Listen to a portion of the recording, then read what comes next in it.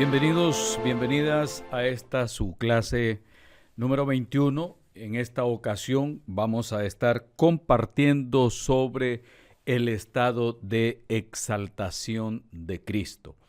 Y esto lo vamos a basar más que todo en la declaración que encontramos en la carta a los Filipenses en el capítulo 2, versículos 9 al 11, que dicen: por lo cual Dios también lo exaltó hasta lo sumo, y le dio un nombre que es sobre todo nombre, para que en el nombre de Jesús se doble toda rodilla de los que están en los cielos y en la tierra y debajo de la tierra, y toda lengua confiese que Jesucristo es el Señor, para gloria de Dios Padre. Hay abundantes pruebas bíblicas de la exaltación de Cristo. La historia del Evangelio nos deja ver con claridad que la humillación de Cristo fue seguida por su exaltación. Y en las clases anteriores hemos estado hablando sobre el sufrimiento de Cristo, sobre la humillación de Cristo, y el pasaje clásico en esta ocasión para hablar de la exaltación está aquí precisamente en pantalla en Filipenses capítulo 2 y precisamente en letras amarillas para resaltarlo, por lo cual Dios también lo exaltó. Dios también lo exaltó. Y hay muchos otros pasajes que son importantes con relación a la exaltación de Cristo. Voy a leerles algunos de ellos que van a aparecer ahí en pantalla. Marcos 16, 19, utilizando la versión Reina Valera 1960. Dice así: y el Señor, después que les habló, fue recibido arriba en el cielo y se sentó a la diestra de Dios. Hacemos énfasis en esas palabras: fue recibido arriba en el cielo y se sentó a la diestra de Dios. Lucas 24, 26 dice: no era necesario que el Cristo padeciera estas cosas y que entrara en su gloria. Y ya en Juan capítulo 7, versículo 39, dice: esto dijo del Espíritu que habían de recibir los que creyesen en él, pues aún no había venido el Espíritu Santo porque Jesús no había sido aún glorificado. Pongamos atención nuevamente en esas palabras: porque Jesús no había sido aún glorificado.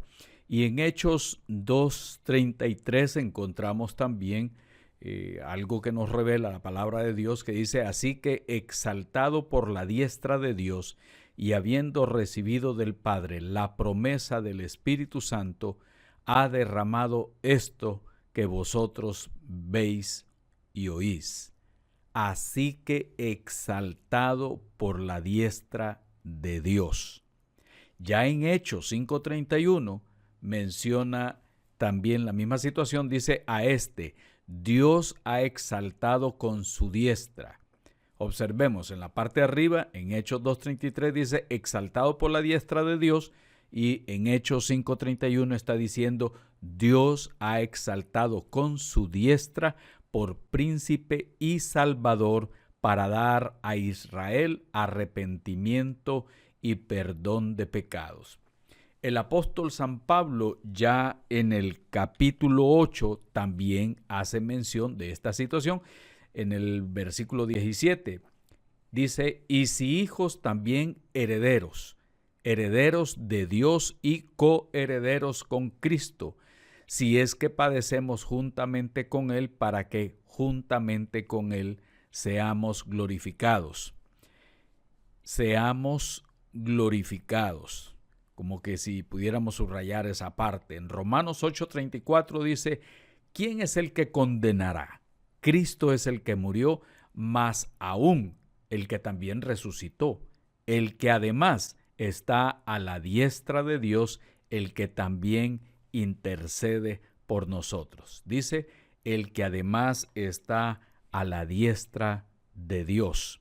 Lo mismo pasa con la carta a los Efesios en el capítulo 1, versículo 20, que hace mención también acerca de esto. Dice, la cual operó en Cristo, resucitándole de los muertos y sentándole a su diestra en los lugares celestiales.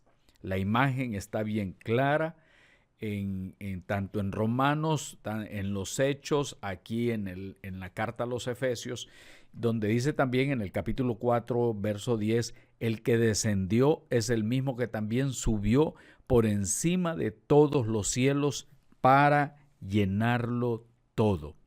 Lo mismo sucede en Hebreos capítulo 1, verso 3.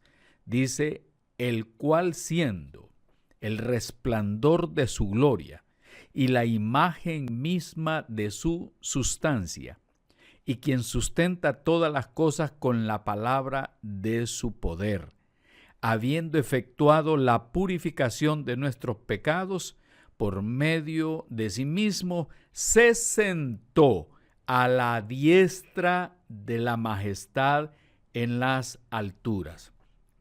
Este término diestra, a la diestra de Dios, y aquí a la diestra de la majestad en las alturas. También encontramos en el capítulo 2 de esta misma carta, en el versículo 9, que dice, pero vemos a aquel que fue hecho un poco menor que los ángeles, a Jesús coronado de gloria y de honra a causa del padecimiento de la muerte, para que por la gracia de Dios gustase la muerte por todos. Y en este caso hay una relación estrecha entre los dos estados. El estado de exaltación debe considerarse como resultado judicial del estado de humillación. Vuelvo y repito, el estado de exaltación debe considerarse como el resultado judicial del estado de humillación. En su capacidad de mediador, Cristo cumplió las demandas de la ley en sus aspectos representativos y penal, su justificación y el acto de entrar en posesión de la recompensa, según lo menciona Berkhof en su libro.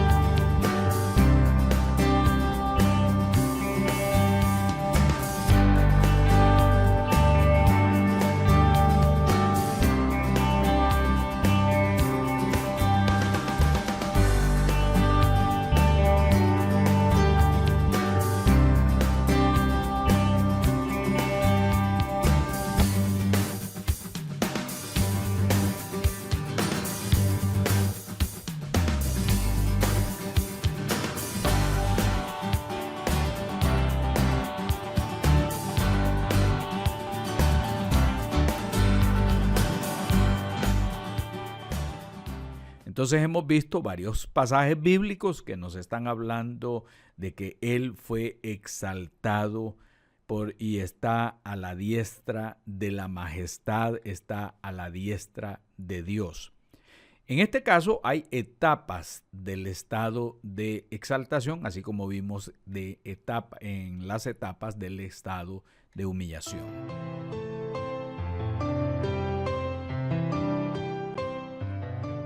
Y ahora hablaremos entonces acerca de la resurrección, es la naturaleza de la resurrección. La resurrección de Cristo no consistió en el mero hecho de que volviera a vivir y de que el cuerpo y el alma se reunieran. Es mucho más que todo eso. Si no, no podría ser llamado primicia de los que durmieron. No es simplemente el hecho de que volviera a vivir. Bueno, resucitó, ya volvió a vivir. O se unió el cuerpo y el alma, como decía anteriormente. No, es mucho más. Se le llama primicia de los que durmieron. En 1 Corintios 15:20, mas ahora Cristo ha resucitado de los muertos. Primicia de los que durmieron es hecho. Y no solamente es primicia, sino que también se le llama primogénito. Por eso repito, la resurrección de Cristo no fue el mero hecho de volver a vivir nada más. Aquí ya se le está viendo como el primogénito entre los muertos. Ya habían muerto muchísima gente durante toda la existencia humana, por supuesto, y posiblemente se haya escuchado de algún tipo de resurrección, pero no como la de resurrección de Jesús, a quien se le llama el primicia de los que durmieron y el primogénito de entre los muertos, el primogénito entre los muertos. Colosenses 1:18 lo dice, y Él es la cabeza del cuerpo, que es la iglesia, Él que es el principio, el primogénito de entre los muertos, para que en todo tenga la preeminencia. En Apocalipsis 1:5 dice, y de Jesucristo el testigo fiel, el primogénito de los muertos y el soberano de los reyes de la tierra, al que nos amó y nos lavó de nuestros pecados con su sangre. Y ya vemos nosotros entonces de que es a través de Jesucristo quien nosotros alcanzamos la vida eterna, y a Él se le llamó las primicias de entre los que durmieron y también el primogénito entre los muertos. Aquí hay aspectos muy interesantes, incluso hay pasajes que nos hablan de la muerte de Cristo, que se siembra en corrupción y que resucita en incorrupción. Y lo vamos a ver nosotros en 1 Corintios capítulo 15, versículo 42 en adelante, que dice, así también es la resurrección de los muertos. Se siembra en corrupción, resucitará en incorrupción. Se siembra en deshonra, resucitará en gloria. Se siembra en debilidad, resucitará en poder. Se siembra en cuerpo animal, resucitará cuerpo espiritual. Y aclara, hay cuerpo animal y hay cuerpo espiritual. Así nos dice Pablo, que el cuerpo futuro de los creyentes será incorruptible, es decir, es incapaz de declinar, va a ser glorioso, cuyos miembros resplandecerán con fulgor celestial, poderoso, con nuevas facultades y espiritual, lo que no significa inmaterial o etéreo, sino adaptado al espíritu, un instrumento perfecto del espíritu. Como podríamos agregar, como en el principio Dios tenía planeado que fuera para nosotros. Algo completamente diferente, pero el ser humano con su pecado dañó todo ese plan que Dios tenía para nosotros. En Jesús mismo se dio un cambio notable. Ya lo encontramos en Lucas 24, que dice, entonces les fueron abiertos los ojos y le reconocieron, mas él se desapareció de su vista. Así que en la resurrección se adquiere una naturaleza distinta a la que nosotros conocemos, y el ser humano va a ser dotado de una naturaleza completamente, repito, diferente. En Lucas 24:36 dice, mientras ellos aún hablaban de estas cosas, Jesús se puso en medio de ellos y les dijo, paz a vosotros. Según nos muestran los evangelios, era notable que Jesús pasó de un cambio a otro y no era fácilmente reconocido, y podía en forma sorprendente y repentina aparecer y desaparecer, según los evangelios nos lo muestran. Y podemos ver nosotros en esos pasajes que él tenía un cuerpo real, pero ella era no como nosotros los conocemos. En Lucas 24:39, él decía, mirad mis manos y mis pies, que yo mismo soy. Palpad y ved, porque un espíritu no tiene carne ni huesos, como veis que yo tengo.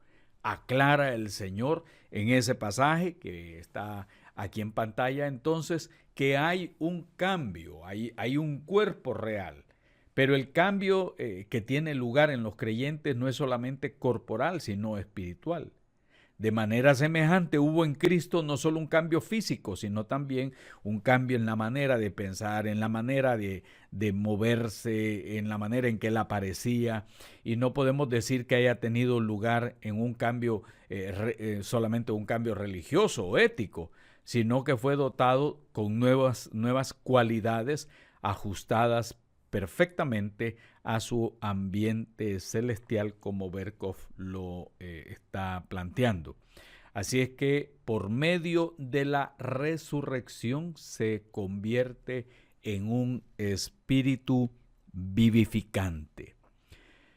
Esto tiene tres significados interesantes que vamos a estar viendo. La resurrección de Cristo tuvo ese triple significado. Constituyó una declaración del Padre de que el último enemigo había sido destruido, pero la pena había sido pagada también y la condición sobre la que se prometió la vida fue cumplida.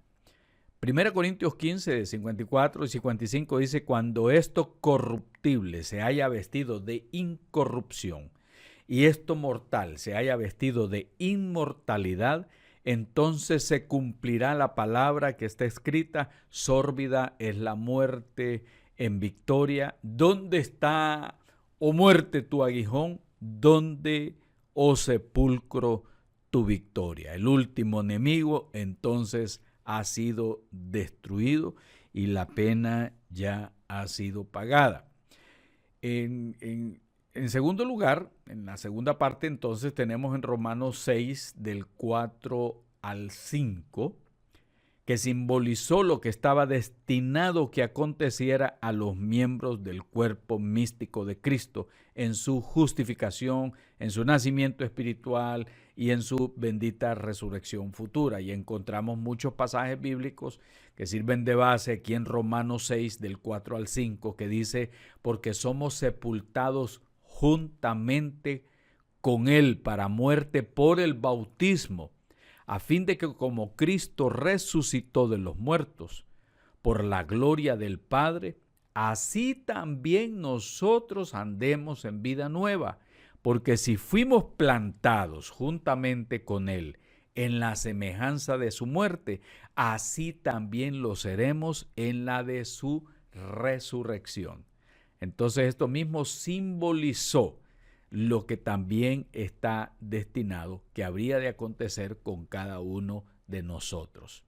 Nosotros también seremos participantes de esa gran bendición de la resurrección, pero es también a través de ese mensaje que se nos llama a nosotros a andar en vida nueva. La persona que entra a las aguas del bautismo y sale, nosotros esperamos que esa persona haya tomado conciencia en su entrega, en la entrega de su vida a Jesucristo. Cuando sale del agua está representando simbólicamente que esta persona va a andar también en novedad de vida. Como lo dice la Escritura, a fin de que como Cristo resucitó de los muertos por la gloria del Padre. Y observa esa parte ahí que lo está señalando: por la gloria del Padre. Así también nosotros andemos en una vida nueva. En Romanos 6, del 8 al 11 habla: y si morimos con Cristo, creemos que también viviremos con Él, sabiendo que Cristo, habiendo resucitado de los muertos, ya no muere. La muerte no se enseñoreará más de Él, porque en cuanto murió al pecado, murió una vez por todas. Mas en cuanto vive, para Dios vive. Así también vosotros consideraos muertos al pecado, pero vivos para Dios en Cristo Jesús, Señor nuestro. Ya la muerte, Él no se enseñoreará más de Él, del Señor. En esa resurrección, pues ya se sabe que simbolizó lo que estaba destinado que aconteciera también para nosotros. En la En tercer lugar, encontramos entonces en ese pasaje Romanos 4:25, el cual fue entregado por nuestras transgresiones y resucitado para nuestra justificación.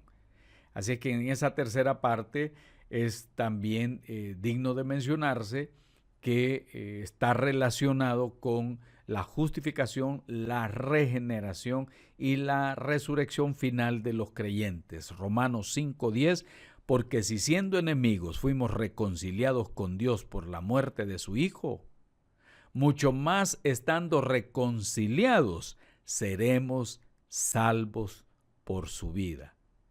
Es interesante. De esto ustedes podrían buscar también en Efesios 1:20,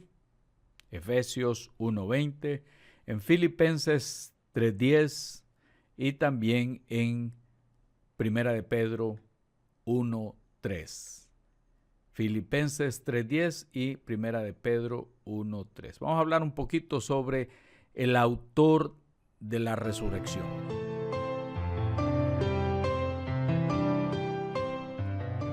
Encontramos algunos pasajes que nos hablan sobre la resurrección del Señor, y a diferencia de otros que fueron levantados de entre los muertos, Cristo se levantó, y lo vemos en estos pasajes, por su propio poder. Habló de sí mismo como la resurrección y la vida. En Juan 11:25 le dijo Jesús: yo soy la resurrección y la vida, el que cree en mí, aunque esté muerto, vivirá.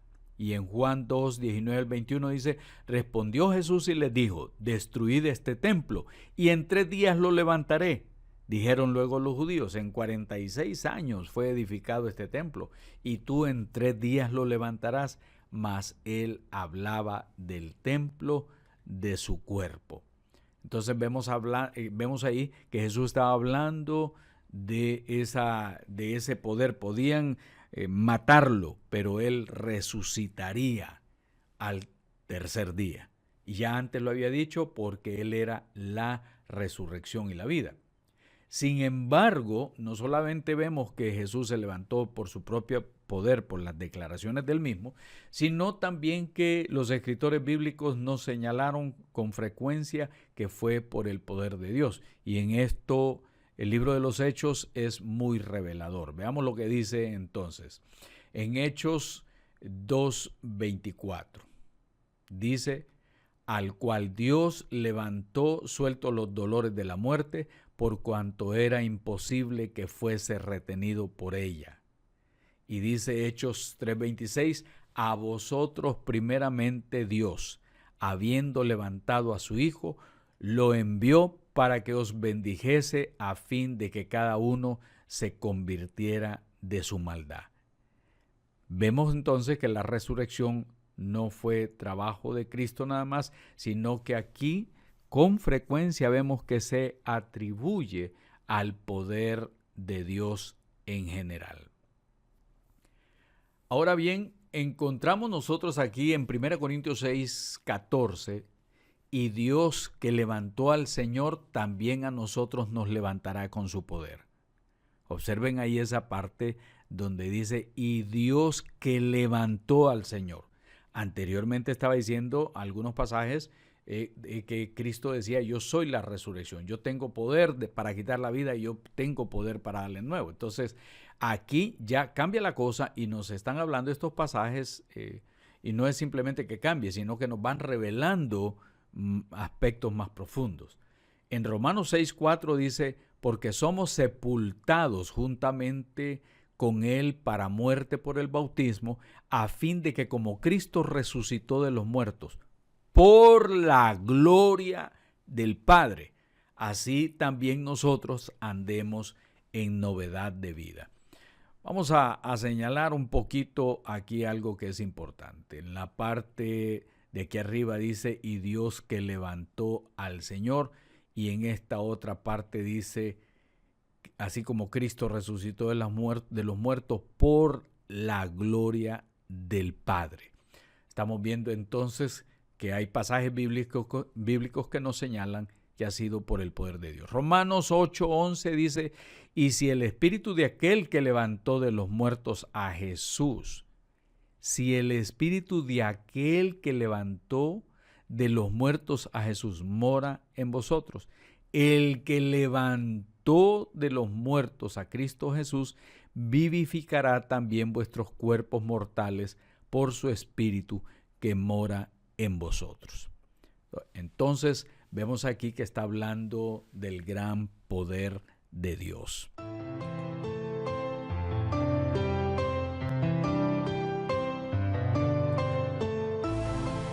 Aquí es interesante porque vamos a ver algunas teorías que se oponen, definitivamente se oponen a aceptar el hecho de que Cristo resucitara.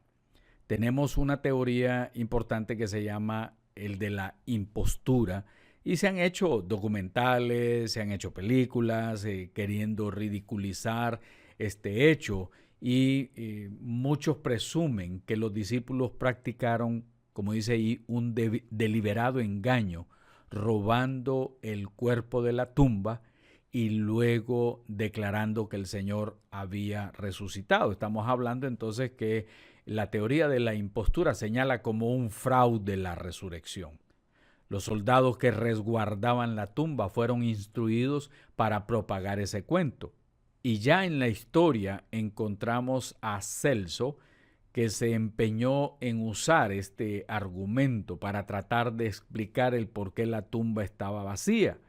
De consiguiente, esta teoría impugna la veracidad de los primeros testigos, los apóstoles, las mujeres y los 500 hermanos y otros. Esta es la teoría de la impostura.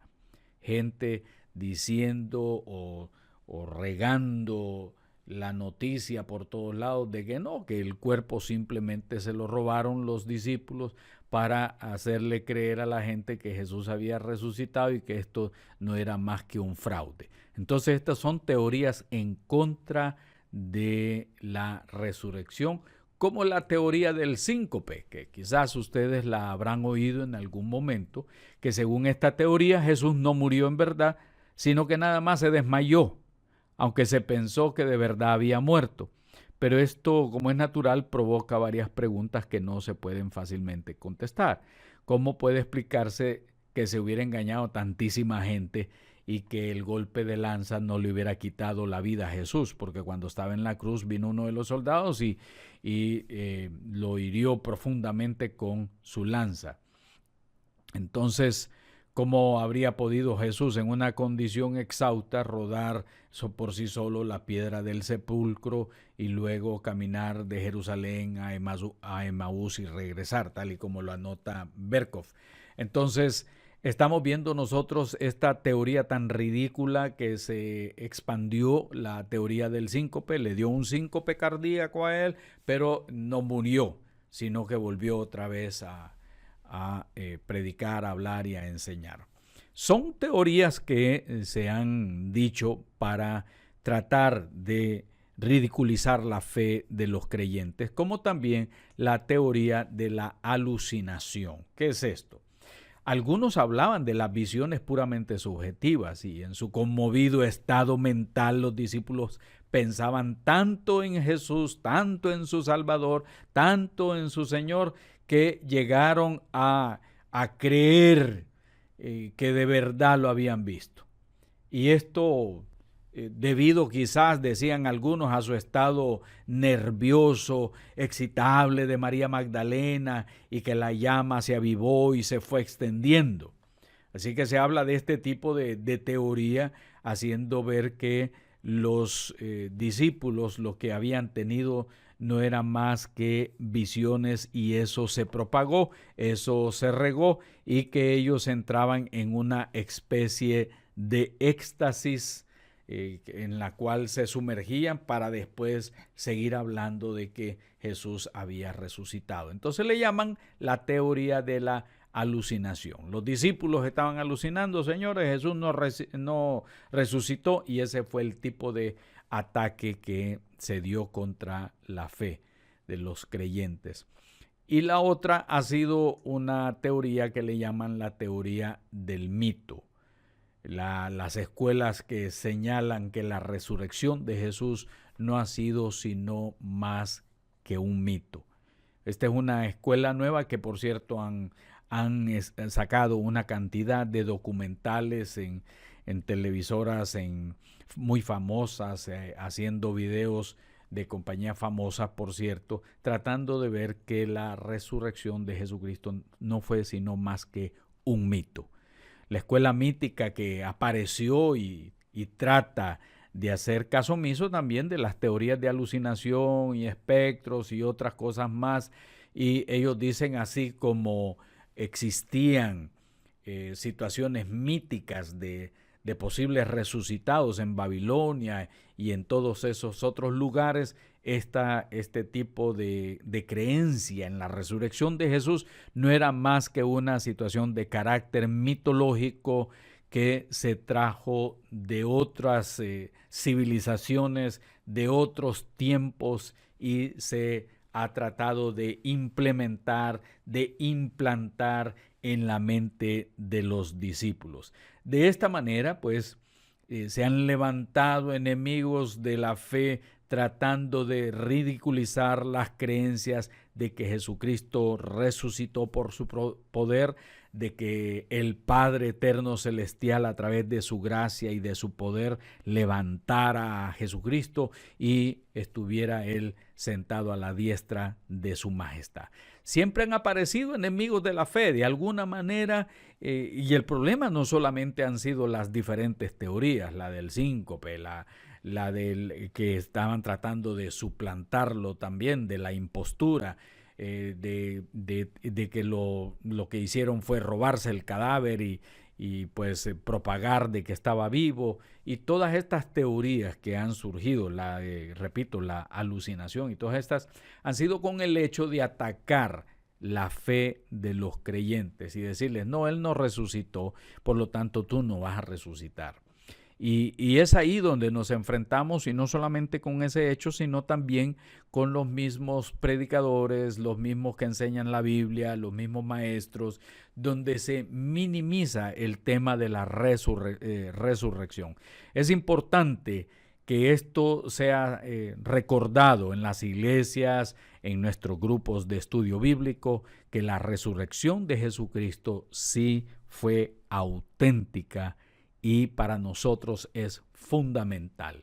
Es un hecho real y su testimonio es auténticamente bíblico.